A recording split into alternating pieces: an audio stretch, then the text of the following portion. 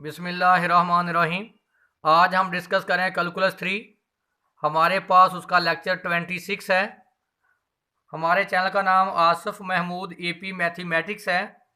यहाँ पे FSc, BS, BSc, MSc mathematics को डिस्कस किया जाता है। आप हमारे चैनल को सब्सक्राइब करें, लाइक करें और आगे शेयर करें।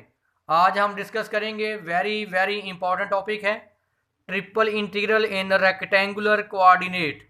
रेक्टेंगुलर कोऑर्डिनेट क्या होते हैं? जो एक्स, वाई और जेड की फॉर्म में लिखा जाए क्या कहलाते हैं? Rectangular coordinates. रेक्टेंगुलर भी बोलते हैं और इसको कार्टेशियन कोऑर्डिनेट्स भी हम बोलते हैं। तो देखिए यहाँ पे बात को समझने की ज़रूरत है आपको। आपके पास ट्रिपल इंटीग्रल है F of X Y Z. अगर आपके पास D Z, D Y, D X, आपने बात को फॉलो करना है। तो पहली जो लिमिट होगी वो जेड की होगी। जेड की लिमिट किस फॉर्म में होगी? एक्स और वाई की फॉर्म में। दोबारा देख लें, अगर d Z, D Y, D x है तो देखें पहले आप इंटीग्रेट करेंगे विद रिस्पेक्ट टू जेड।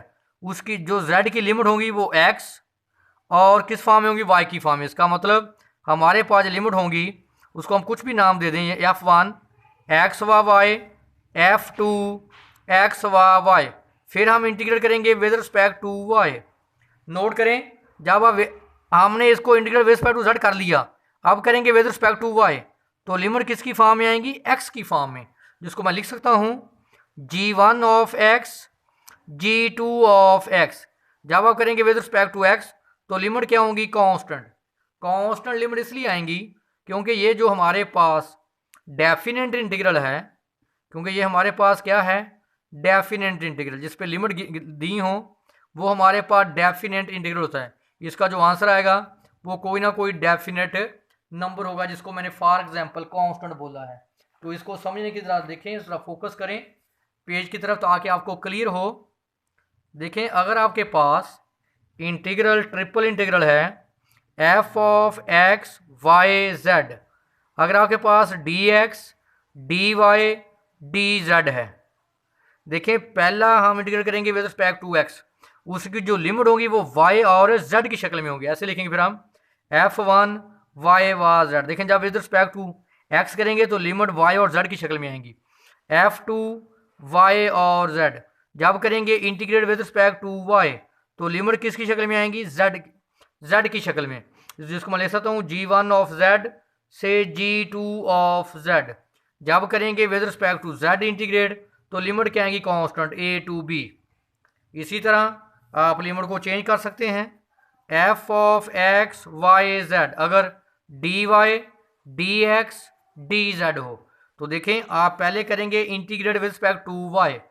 जब वाई करेंगे तो दो वेरिएबल हैं, वाई एक्स और जेड। जो आगे पास लिमिट होगी वो आएगी एक्स और जेड की फॉर्म में, एक्स वा जेड, F2 एक्स वा जेड। जब आप इंटीग्रेट करेंगे विद रिस्पेक्ट टू एक्स तो लिमिट होगी जेड की फॉर्म में, जिसको मैं लिख सकता हूँ G1 ऑफ जेड से G2 ऑफ जेड। जब आप करेंगे विद रिस्पेक्ट टू जेड तो लिमिट क्या होगी? कांस्टेंट। ये इस सीक्वेंस में आपने इसको देख लेना है। अगर कोई इसमें अबहम हो तो आप मुझसे डिस्कस कर सकते हैं। तो हमारे पास जो एक्सरसाइज है, ये मैंने एक और फॉर्म भी आपको बताई है कि अगर आपके पास सारी लिमिट्स कांस्टेंट हो, ये पहली जेड की लिमिट है, दूसरी वाई की लिमिट है और तीसरी एक्स की, ये सारी लिमिट्स क्या हैं? कांस्टेंट है। जब बेटा सारी लिमिट्स कांस्टेंट हो तो आप इनको जैसे मर्जी चेंज कर सकते हैं, d x, D Y, D z लिख लें, d Z, D Y, D x, जैसे मर्जी चेंज कर सकते हैं। लेकिन अगर लिमिट्स वेरिएबल की शक्ल में है तो फिर आप इसको चेंज नहीं कर सकते। हमारे पास एक्सरसाइज 15.5 हम डिस्कस कर रहे हैं थॉमस फिनी को। हमारे जो सिलेबस में क्वेश्चन नंबर 7 से 20 है, तो हम पहले डिस्कस करेंगे क्वेश्चन नंबर 8, 0 से स्क्वायर रूट 2 इंटीग्रल 0 से 3y integral x square plus 3y से 8 minus x square minus y square d Z d x D y. देखें जब हम इसको इंटीग्रेट करेंगे विद रिस्पेक्ट टू जेड तो आप देख लें लिमिट किसकी शक्ल में? एक्स और वाई की शक्ल में। जब आप करेंगे विद रिस्पेक्ट टू एक्स तो लिमिट किसकी शक्ल में आएगी? वाई की शक्ल में, देख लें। और आखिरी लिमिट क्या होगी? कांस्टेंट। यही मैंने आपको डिस्कस किया आपके साथ। तो देखें पहले करेंगे विद रिस्पेक्ट टू जेड। देखें जब आप करेंगे विद रिस्पेक्ट टू z तो 1 की इंटीग्रेशन बेटा क्या आएगी z। अगर आप करेंगे विद रिस्पेक्ट टू y तो 1 की लिमिट y। अगर आप करेंगे विद रिस्पेक्ट टू x तो 1 की लिमिट x। z आ गया। अपर लिमिट दरमियान में माइनस, लोअर लिमिट ऐड कर लें। Minus x square two x square minus 3y square minus 4y square. अब हम इसको इंटीग्रेट करेंगे विद रिस्पेक्ट टू x। तो देखें 8 की इंटीग्रेशन 8x, इसकी integration 2x3/3 minus 4y square constant 1 की इंटीग्रेशन x। तो लिमिट 0 से 3y। तो देख लें हमने इसको इंटीग्रेट किया 8x minus 2/3x³ minus 4xy square 0 से 3y। x जगह पे हम क्या पुट करेंगे यहाँ 3y, तो क्या हो गया 24। x जगह पे 3y का क्यूब और y की जगह पे हम किसकी वैल्यू पुट कर देंगे 3। तो 3y का बेटा जो स्क्वायर है वो क्या होता है 9y स्क्वायर। तो इसको कैंसिल कर दें 9 माइनस 18y³ माइनस 12 तो कितना हो गया माइनस 30y³ 24y। अब इंटीग्रेट करेंगे विद रिस्पेक्ट टू y। इसको इंटीग्रेट करें 24y² माइनस 30, इसको करें इंटीग्रेट y4/4 2 पे कैंसिल 15 और 2 ये कैंसिल 12y। तो अब आप क्या करेंगे ये y है नहीं y2/2 तो क्या पुट करेंगे अपर लिमिट स्क्वायर रूट 2 का स्क्वायर माइनस 0 का स्क्वायर 2 माइनस 0 तो क्या आएगा square root upper limit minus lower square root 2 की पावर 4 क्या आ गया 4 0 0। तो आप कैंसिल कर दें 2 30 क्या आ गया 24 आंसर क्या आ गया -6। नेक्स्ट हमारे पास क्वेश्चन नंबर 17 है। तो देखें पहले हम करेंगे with respect to u integrate, फिर विद रिस्पेक्ट टू v, फिर विद रिस्पेक्ट टू z। क्योंकि ये सारी लिमिट कांस्टेंट है तो आप इस ऑर्डर को चेंज अपनी मर्जी से कर सकते हैं, लेकिन जो आप क्वेश्चन नंबर 8 है उसमें आप चेंज नहीं कर सकते। देखिए पहले हम करेंगे integrate with respect to u। तो कॉज की इंटीग्रेशन साइन, फिर लेते हैं बड़ा एंगल का डेरिवेटिव। तो देखें u का डेरिवेटिव 1, v और w क्या है कांस्टेंट 0 तो क्या आ जाएगा 1, तो 1 साथ लिखते नहीं। तो लिमिट 0 से पाई, ये किसकी लिमिट है पहले u की, एक u की वैल्यू 0 है, दूसरी u की वैल्यू क्या है पाई। पहले u की जगह पे पाई पुट करेंगे अपर लिमिट दरमियान में माइनस, फिर u की जगह पे क्या पुट करेंगे 0 तो v प्लस w। अब आप नेक्स्ट इंटीग्रेट करेंगे विद रिस्पेक्ट टू v। तो देखें साइन की integration minus cos pi plus v plus w, sine की integration minus cos minus minus plus v plus w।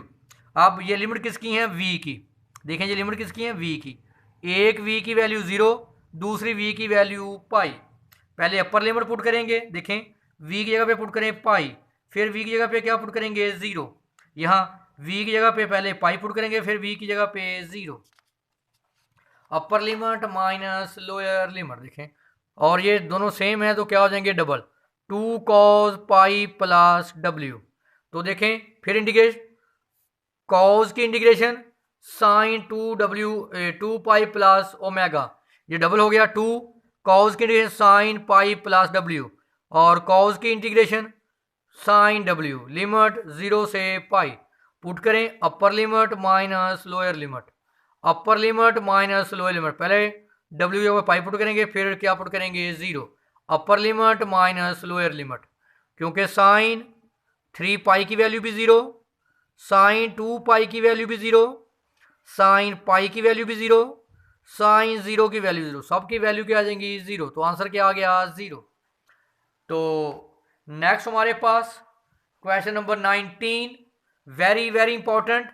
0 से π/4, 0 से natural log of second v minus infinity to 2t e की power x dx dt dv।